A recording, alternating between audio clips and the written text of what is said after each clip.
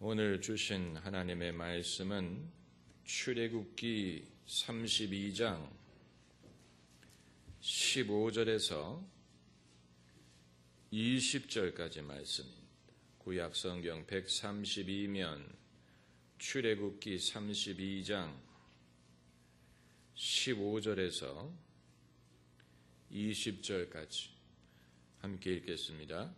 모세가 돌이켜 산에서 내려오는데 증거의 두 판이 그 손에 있고 그 판의 양면 이편 저편에 글자가 있으니 그 판은 하나님이 만드신 것이요 글자는 하나님이 쓰셔서 판에 새기신 것이더라. 여호수아가 백성의 떠듦을 듣고 모세가 가로되 이는 승전가도 아니요 패하여 부르짖는 소리도 아니라 나의 듣기에는 노래하는 소리로다 하고 진에 가까이 이르러 송아지와 그 춤추는 것을 보고 대노하여 손에서 그 판들을 산 아래로 던져 깨뜨리니라. 모세가 그들의 만든 송아지를 가져 불살라 부수어 가루를 만들어 물에 뿌려 이스라엘 자손에게 마시우니라. 아멘. 오늘의 말씀은 사르는 판을 걷는 것처럼 조심스럽게 다뤄야 될 그런 부분이 있습니다. 제가 결혼하던 날 아침에 저희 어머님이 아침을 준비하시면서 접시와 유리컵을 일절 다 치워버리시고 종이 접시와 종이컵으로 대체하시던 것을 저는 기억합니다. 미신적인 것이 아니지만 첫날부터 접시를 깨뜨리거나 유리잔을 깨뜨려서 기분 상할 만한 일을 피하겠다라는 그런 뜻이었는데 모세는 하나님께 십계명 돌판을 받아가지고 내려오는데 그 십계명을 백성들에게 미처 소개하기도 전에 백성들이 금송아지 앞에 뛰노는 것을 보고 대노하여 그 십계명이 적힌 돌판을 던져 깨뜨려 버렸다고 했어요. 조시가 아주 안 좋았습니다. 그것도 하나님이 친히 준비하시고 새긴 돌판이었는데 그것을 백성들에게 읽어줄 기회를 얻기도 전에 대노해서 던져 깨뜨려 버렸습니다. 율법의 한계를 애초부터 노출시킨 것입니다. 비록 하나님이 십계명을 주셨지만 그것은 최선의 방도가 될 수 없다는 것을 시작을 하기도 전에 노출시킨 것입니다. 율법으로 사람을 바꿀 수 없다는 사실, 율법으로 사람이 의로워질 수 없다는 사실, 율법은 임시 방편일 수밖에 없다는 사실, 예수 그리스도가 오시기까지, 그리고 인간의 죄악의 속도는 하나님이 주시는 율법의 속도보다도 더 빠르다는 사실, 하나님이 너희는 내 앞에 다른 신을 내게 두지 말지니라, 너는 우상을 만들거나 거기에 절하고 위하지 말라라고 말씀을 하시기도 전에 이미 이스라엘 백성은 우상을 만들어서 그 앞에 절을 하고 있었어요. 그러니까 율법보다도 선수를 친 것입니다. 죄를 짓는 데에 있어서 하나님이 율법을 주시는 속도보다도 사람이 죄를 짓는 속도가 더 빨랐던 것입니다. 여기에서 율법의 한계를 엿볼 수가 있는 것입니다. 이것은 모세의 율법뿐만이 아니고 인간이 갖고 있는 모든 윤리와 도덕의 한계가 바로 여기에 있습니다. 사람이 갖고 있는 윤리, 도덕, 또 국가의 법, 이런 모든 것은 항상 인간의 행위에 대하여 뒷북을 치는 형태로 등장을 합니다. 그 말은 늦게 등장한다는 얘기입니다. 늦게 등장합니다. 사람이 먼저 죄를 짓고 거기에 뒷북치는 형태로 율법이 등장을 합니다. 인터넷 해킹을 금지하는 법률이 생기기 이전에 이미 사람들은 해킹을 하고 있었습니다. 마약을 금지하는 법이 생기기 이전에 사람들은 벌써 마약을 하고 있었습니다. 여러분 19세기에 코카콜라에다가 정말로 코카인을 넣었다는 사실을 아십니까? 그렇기 때문에 이름이 코카콜라가 된 거예요. 거기에 진짜 코카인 성분을 넣어서 코카콜라를 마시면 사람들이 피로가 회복이 되고 기분이 좋아진다고 선전을 했습니다. 그렇기 때문에 코카콜라는 식료품점에서 판 것이 아니고 약국에서 판 것입니다. 드럭스토어에서 청량음료를 팔았습니다. 그것은 코카인이 마약이라는 것을 발견하고 금지하기 이전에 생긴 일. 그래서 그 이후에 마약을 금지하는 법률이 생긴 것이죠. 또 뭐 그런 식으로. 그런데 어떤 행위를 금지하는 법률이 제정이 되면 인류는 벌써 그 다음의 죄를 짓고 있습니다. 예를 들어서 이 마약 사용, 마약 판매를 금지하는 법이 등장을 하니까 사람들은 벌써 해외에서 마약을 수입하기 시작해요. 해외에서 마약을 수입하는 것을 금지하는 법을 만들었더니 이제는 범죄단체가 해외에서 마약을 수입하는 일을 하고, 그러니까 마약을 금지하는 법이 오히려 조직 범죄를 성장시키는 역할을 한 것입니다. 금주법도 마찬가지입니다. 미국이 헌법에 이 볼스테드 법이라는 것을 소개해가지고 술 제조와 판매를 금지했어요. 대단한 일이지요. 생각을 해보면 국가의 차원에서 술을 금지하겠다 이런 생각을 했으니까 생각해보면 대단한 일입니다. 세계 어느 국가가 법으로 술을 금지한 적이 있습니까? 미국이 그걸 시도를 했어요. 왜냐하면 술로 인한 부작용이 너무 많다고 판단을 했기 때문에. 그런데 그렇게 하니까 제일 덕을 본 나라가 캐나다와 멕시코예요. 왜냐하면 캐나다와 멕시코는 그런 법이 없기 때문에 캐나다와 멕시코에서 미국의 술을 밀수를 하는, 그러니까 술을 제조하고 판매하는 것을 금지했지만 술을 수입하는 것은 이 불법이 아니었다는. 그래가지고 금주법이 있는 동안에 미국의 소위 이 범죄단체가 우죽순처럼 성장을 해서 나중에는 득보다 실이 더 많다고 판단을 하고 금주법을 취소한 것입니다. 그러니까 좋은 의도에서 법을 도입을 했는데 그것으로 인해서 더 범죄가 많아지고 더 사회가 문란해지고 더 사회가 복잡해지기 때문에 차라리 금주법을 없애는 게 낫겠다 이런 식으로. 그러니까 사람이란 존재는 무엇을 하지 말라 하면 벌써 다음 단계의 일을 하고 있는 경우가 많습니다. 무지개와 같습니다. 무지개가 나무 위에 걸렸구나 하고 나무 위에 올라가 보면 뒷산으로 벌써 옮겨가고, 뒷산에 있나 보다 하고 뒷산에 가보면 건너편으로 가고, 인간의 죄는 다만 무지개처럼 아름답지 않다는 것뿐이지요. 이런 식으로 이 사람의 행위를 금지하는 것이 이와 같습니다.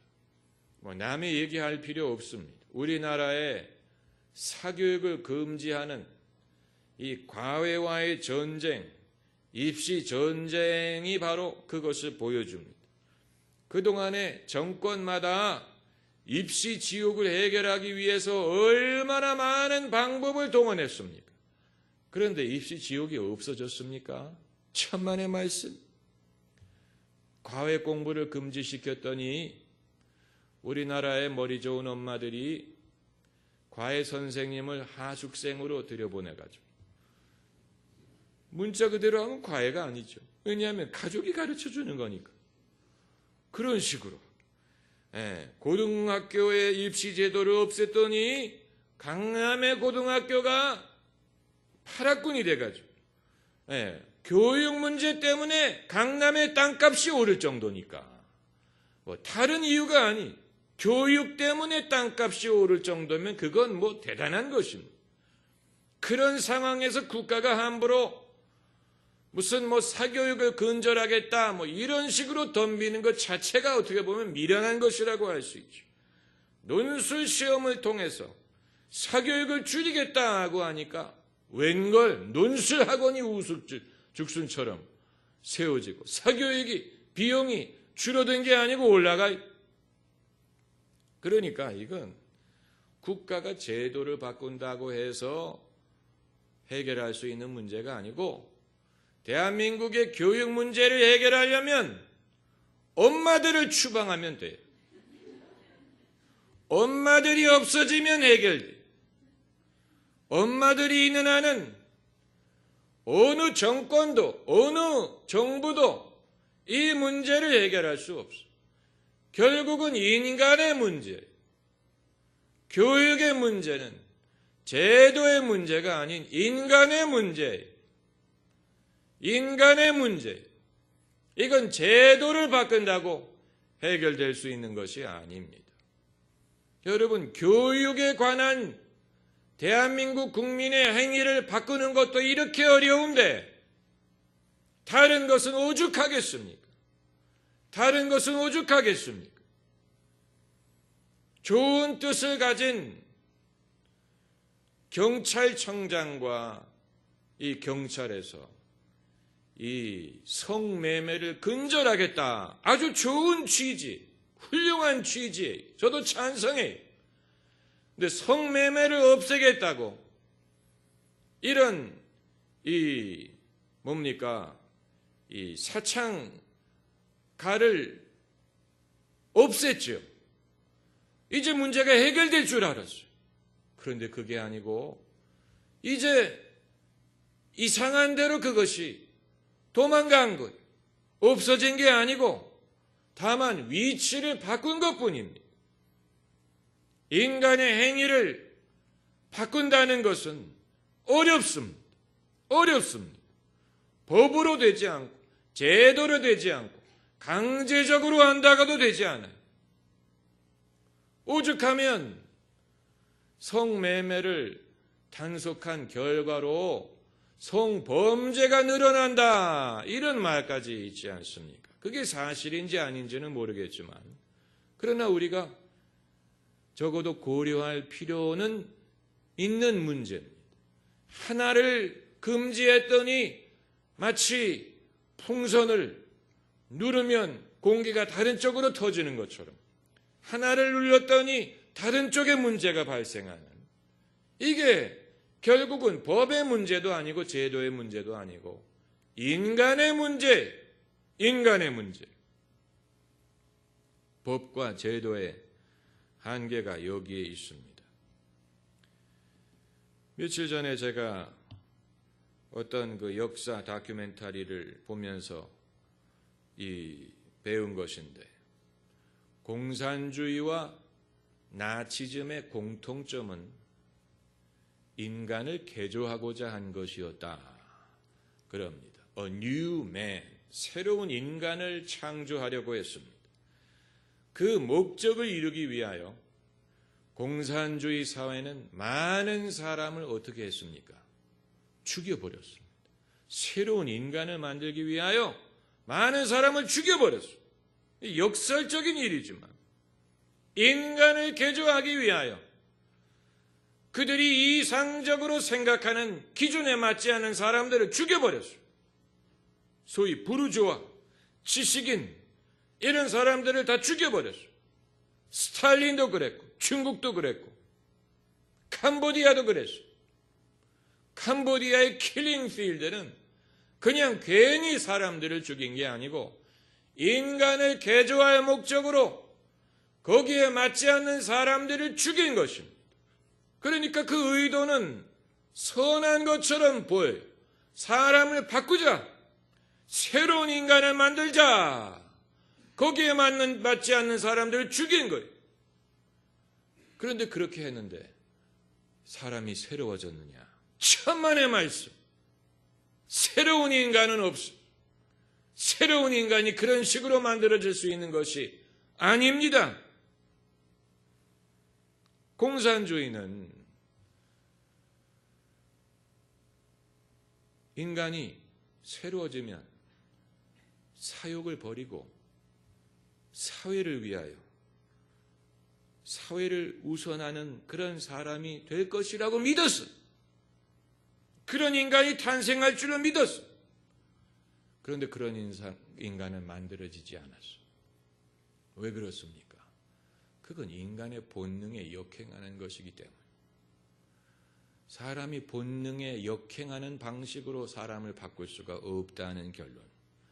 사람이 욕심을 버리고 사욕을 버리고 사회를 위해서 헌신하는 인간을 만들자. 그러면 이 상사회가 만들어질 것이다. 맞는 얘기인데 사람이 그런 존재가 될 수가 없어. 사람은 자기의 이 본능을 역행하면서 바뀔 수 있는 존재가 아니라는 사실. 이 스탈린 시대에 유행한 농담이 있습니다. 스탈린이 어떤 자기의 그 운전기사에게 물어봤어.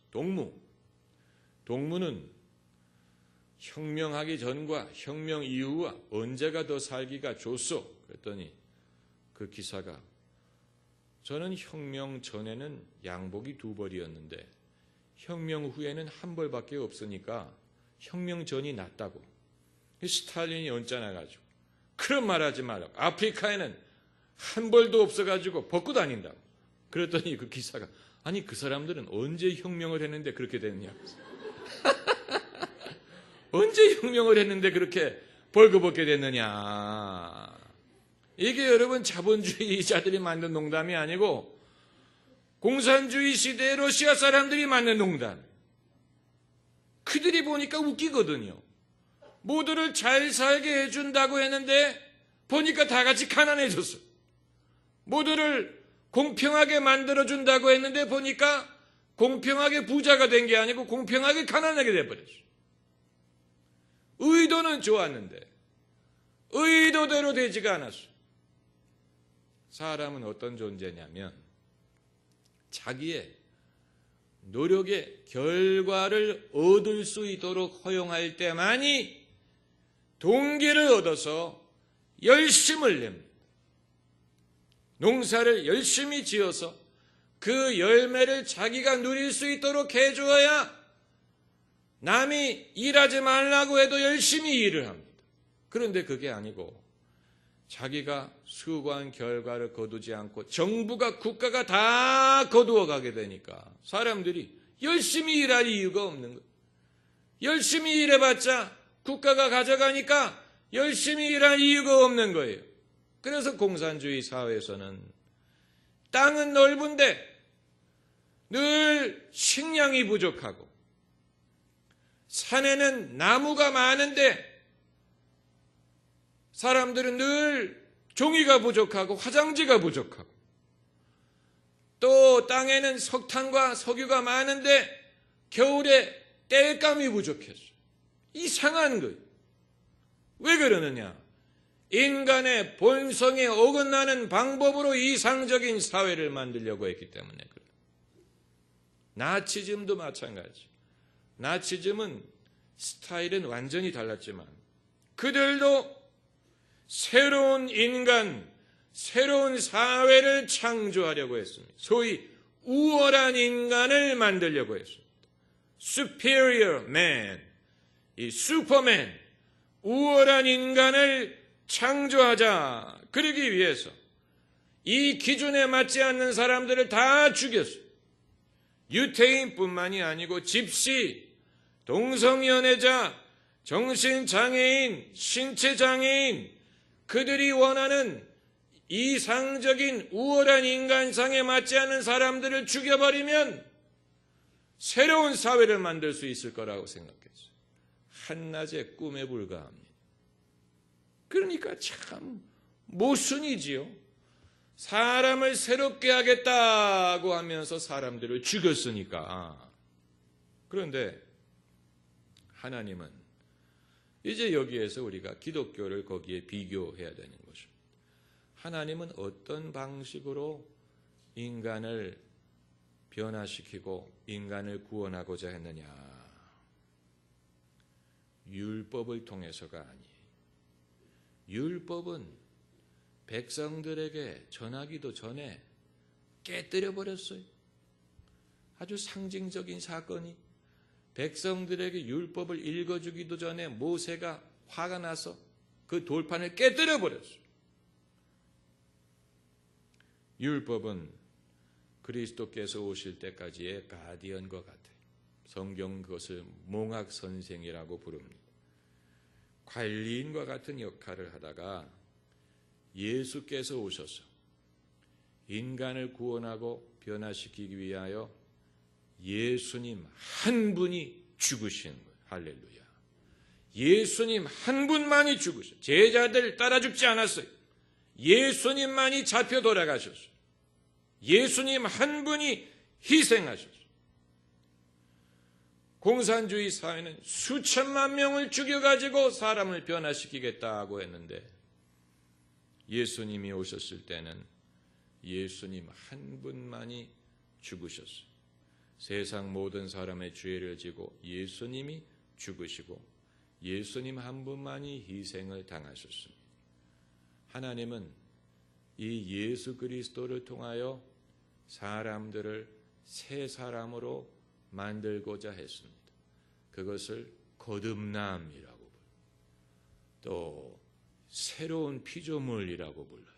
예수 그리스도를 통하여 거듭나게 하시고 새로운 피조물이 되게 하셨어요. 그런데 이 변화는 실질적인 변화보다는 법적인 변화예요. 이걸 우리가 알아야 해요. 법적인 변화라는 말은 하나님의 법정에서 하나님이 우리를 의롭다고 여겨주시는 것을 말하는 것입니다. 우리가 실질적으로 의로워지는 건 아닌데 하나님의 법정에서 하나님이 우리를 의롭다고 여겨주십니다. 우리의 믿음을 우리의 의로 여겨주십니다. 하나님이 여겨주시기 때문에 우리가 의롭다함을 얻는 것입니다. 그렇기 때문에 실질적으로 보면 그리스도인은 죄인이고 동시에 의인이에요. 실질적인 행위상으로 봤을 때는 죄인이, 그러나 하나님의 법적인 차원에서는 의인이, 동시에 죄인이요 의인이에요. 이것이 그리스도인의 묘한 위치인 것입니다. 그러므로 우리가 매일매일 죄를 지을 수 있는 가능성은 늘 존재합니다. 우리가 이 육신을 벗고 천국 갈 때까지는 죄를 지을 수 있는 가능성은 매일 존재합니다. 죄를 지을 가능성이 존재한다는 사실 때문에 낙심하면 안 됩니다. 모든 그리스도인이 마찬가지입니다. 우리가 예수를 믿었다고 해서 천사가 되는 것이 아닙니다. 여전히 우리는 육신의 정욕을 쫓을 위험이 있고 남을 시기하고 미워할 가능성이 있고 또 탐욕이든 이런 모든 유혹이 그리스도인에게 얼마든지 가능합니다. 그러므로 예수님이 가르쳐 주신 기도에 시험에 들지 않게 하옵시고 다만 악에서 구하옵소서라고 기도하게 하신 거예요. 그 이유는 시험이라는 가능성은 늘 존재하기 때문에 그런 거죠. 악이라는 가능성은 늘 존재하기 때문에 그런 것입니다. 언제까지? 우리가 천국 갈 때까지.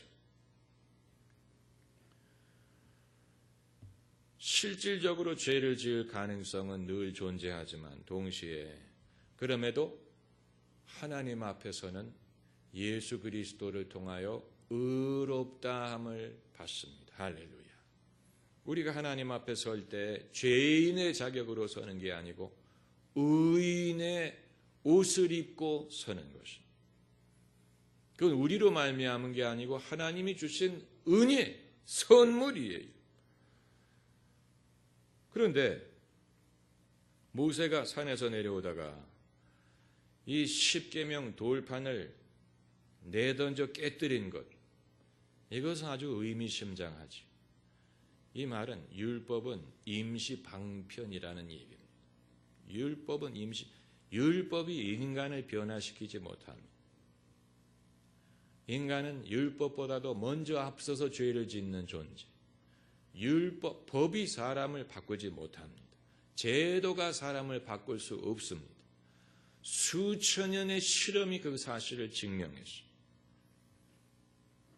율법은 예수께서 오실 때까지 임시 방편이에요. 그런데 이제 예수 그리스도께서 오시고 예수께서 우리에게 복음을 위탁하셨습니다. 우리가 세상에 전하는 것은 율법이 아니고 복음입니다. 그런데 복음을 전하는 과정에서 모세와 같은 유혹을 받을 수가 있습니다. 우리가 복음을 전하려고 하다가 사람들이 여전히 강팍하고 사람들이 여전히 말을 안 듣고 믿으려 하지 않고 쉽게 넘어지고 이런 것을 보고 모세처럼 화가 나서 모세는 십계명의 돌판을 내던졌지만 우리는 우리가 전하는 복음을 내던지려는 유혹을 받을 때가 있다. 내가 이런 강팍한 사람들에게 이렇게 늘 사랑하고 복음을 전해야 될 필요가 있는가? 이렇게 사람들이 말을 안 듣는데 협조하지 않는데 못하러 내가 이들을 좋다고 끝까지 인내하고 이들에게 복음을 전할 필요가 있느냐? 그냥 둬버리자. 그만 둬버리자. 이런 식으로 모세가 십계명의 돌판을 내던진 것처럼 우리도 복음을 내던지려는 유혹을 받을 때가 있습니다. 나는 그런 적이 없는데요. 그건 복음을 전한 적이 없기 때문에 그런 말을 하는 거예요. 복음을 전한 적이 없으면 사람들이 복음을 받아들이지 않는 것에 대해서 마음을 상한 경험도 없지. 그러나 복음을 전하고 사람들을 신앙으로 인도하려고 하는 사람은 이러한 시험을 피할 도리가 없음. 주일학교를 가르치든 성경 공부를 가르치든 셀을 인도하든 교회를 목회를 하든 선교를 하든 그 사람이 사도든 복음 전하는 자든 선지자든 은사가 많든 적든 능력이 많든 적든 떠나서 복음을 전하려고 하는 사람, 사람의 영혼을 구원하는 일에 동참하려고 하는 사람은 말을 듣지 않고 협조하지 않고 따르지 않고 변화되지 않고 여전히 불신과 죄에 거하려는 인간의 모습을 보고 낙심하고 화가 나서 모세처럼 모세가 십계명 돌판을 내던진 것처럼 나도 이거 못해 먹겠다. 복음을 내던지려는 유혹을 받을 때가 있습니다. 그런 유혹을 받아본 적이 없는 사람은 말을 하지 마세요. 그런 유혹을 받아본 적이 없는 사람은 아직 그리스도의 고난에 동참해 본 적이 없는 사람. 한 가지만은 분명합니다. 복음은 모세의 돌판처럼 우리가 내던질 수 있는 게 아니에요. 복음은 내던진다고 해서 깨어지지 않습니다. 십계명 돌판은 내던지니까 깨졌어요. 그러나 복음은 사람이 내던진다고 깨지는 게 아닙니다. 내가 복음을 부끄러워하지 아니하나니 이는 믿는 자에게 구원을 주시는 하나님의 능력이 됨이니라. 할렐루야. 복음은 하나님의 능력이에요. 내가 복음을 부끄러워하면 안 돼요. 복음을 쉽게 단념하면 안 됩니다. 복음을 내던져 버리려고 하면 안 돼요. 이 복음은 예수님이 피값을 지불하고 이루신 것입니다. 하나님께서 죄인들에 대하여 인내하시는데 우리가 누구라고 죄인들에 대해서 쉽게 단념을 한다는 얘기입니까? 우리가 하나님보다 더 의로울 수 있습니까? 우리가 하나님보다 더 앞서갈 수 있습니까? 우리가 하나님보다 더 열심을 낼 수 있습니까? 하나님도 인내하고 기다리시는데 우리가 뭐가 위대하다고 하나님이 인내하시는 것을 우리가 인내하지 못한다고 말할 수 있다는 얘기입니까? 그렇죠? 그렇기 때문에 하나님이 오늘이라고 일컫는 하는 하나님이 인내하시는 것처럼 우리도 인내하고 하나님이 용서하시는 것처럼 우리도 용서하고 하나님이 수고하시는 것처럼 우리도 수고하는 것이 마땅한 것입니다. 그래서 추수하는 자의 기쁨에 동참할 때 그 기쁨이 진짜 기쁨이 되는 것이죠. 어려움이 없는 하나님의 일은 없습니다. 우리 자신이 그걸 경험하지 않았습니까? 우리가 처음부터 협조적이었습니까? 우리가 처음부터 잘 믿었습니까? 우리도 옛날에 그랬어요. 그렇기 때문에 하나님이 의롭다 하시는 이들을 우리가 불의하다고 말할 권리가 없습니다. 우리가 하나님보다 의로워질 수 없습니다. 하나님이 참으시는데 우리가 못 참고 혈기를 부릴 수가 없어요. 아주 중요한 것입니다. 많은 주님을 섬기고자 하는 많은 사람들이 실족하는 부분이 바로 이것입니다. 주님을 섬기고자 하는 사람들이 제일 힘들어하는 부분이 바로 이것입니다. 모든 사람이 멸시천대 존귀 영광 모든 권세 주님 홀로 받으소서 멸시천대 십자가는 내가 지고 가겠습니다. 이런 노래 부르기는 쉬워요. 그러나 직접 해보면 모세처럼 모세는 돌판을 던졌지만 복음을 내던지고 싶은 그런 유혹을 받을 때가 있어. 그러나 돌판은 내던지면 깨지지만 복음은 깨지지 않습니다. 할렐루야.